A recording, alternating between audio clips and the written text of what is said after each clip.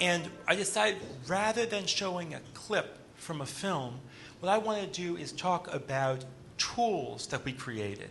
So Made in LA, which you'll see pieces of, I'll explain, premiered on POV in 2007, and all kinds of amazing things happened around the POV broadcast and after that, and I'm not going to talk about those. What I'm going to talk about is 2 years later, in 2009, after Obama had been elected, we saw that there was this opportunity coming up to use media and use pieces of our film to deal with this possibility that there might be a push for comprehensive immigration reform. During early 2009, all of the groups in Washington, D.C. were getting geared up for that. And we knew that the film was a tool, but there could also be tools from the film. And we wrote a proposal, and we were thrilled that the fledgling fund supported us doing this.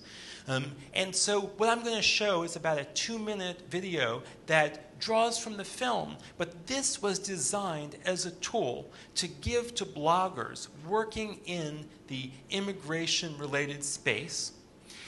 So it's a tool that both is effective on its own if you just see these 2 minutes, and at the end it asks you to go and do a screening in your community of Made in LA. So this is a tool, I'll just talk briefly after it about its impact and the other set of tools it kind of led to. So we can see the clip.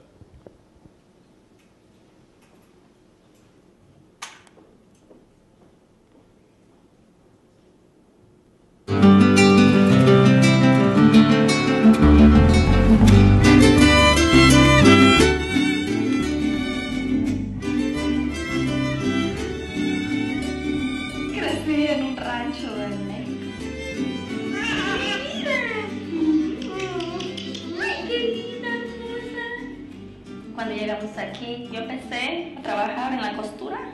Trabajaba de 10, 11, 12 horas allá. Y me traía trabajo aquí. Y aquí tenía que trabajar hasta que me lo terminaba a veces a la 1, 2 de la mañana. Ay, me estaba durmiendo en la máquina y yo seguía trabajando porque yo necesitaba el trabajo. ¡No! ¿Qué quieres hacer mañana? Ahorita quiero ser un licenciado. Dale, teacher, vamos con tu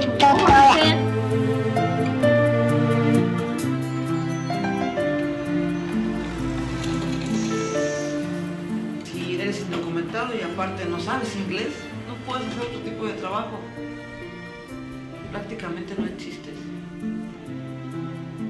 Y te lo digo porque fueron 13 años. So this apartment has been restored to the year 1897. Generalmente las personas trabajando en este taller eran inmigrantes muy pobres que no tenían otras opciones para trabajar. ¿Cómo? En este departamento vivieron 2 padres y 5 hijos. ¿De dónde eran ellos? Eran judeos de Polonia.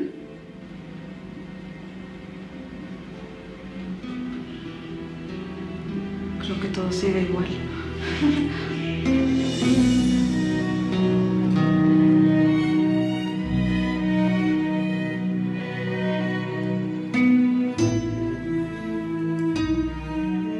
Yo soy inmigrante.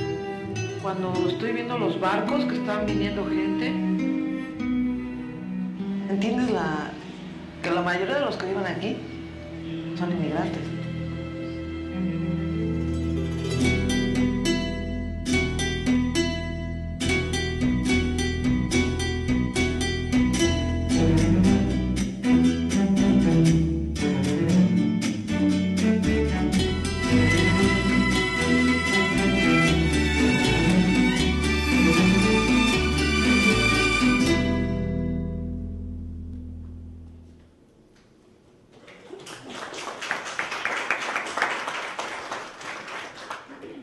So there you see, we took scenes from the film and we made a self-contained video with a very, very clear message and call to action at the end.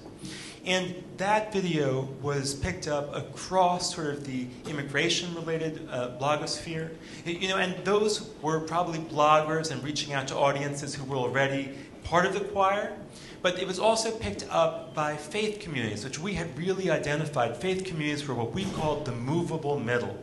These were communities that in many cases hadn't necessarily come to a conclusion, and by trying to reframe the issues and show immigrants today from Mexico and from El Salvador in that context of immigrants on the Lower East Side, to try to reframe the debate, we knew that there were people who were open to that. And so Sojourners, an evangelical sort of social justice organization, which has a mailing list in the hundreds of thousands, sent out a mailing, linking to this campaign and linking to this. This video was featured on Laura Flanders' Grit TV, which again reaches a dedicated audience, but reached, I think, hundreds of thousands through that platform. And this was part of an overall screening campaign, but that screening campaign resulted in more than 600 community and faith-based screenings. Some of them were talking about these national issues, and there were conversation guides to facilitate that.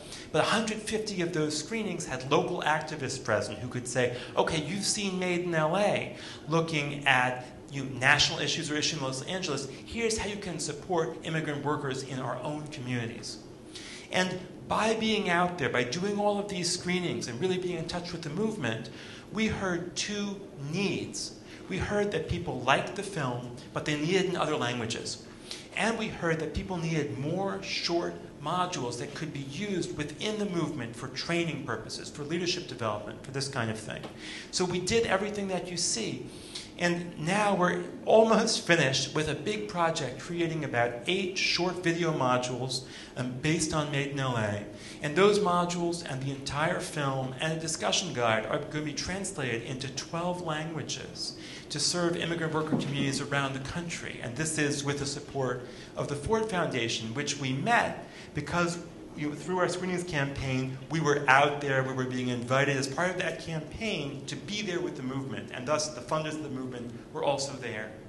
So those are just 2 examples of tools, years after the film had premiered, that are actually going to be powerful and we hope evergreen kinds of tools for the movement.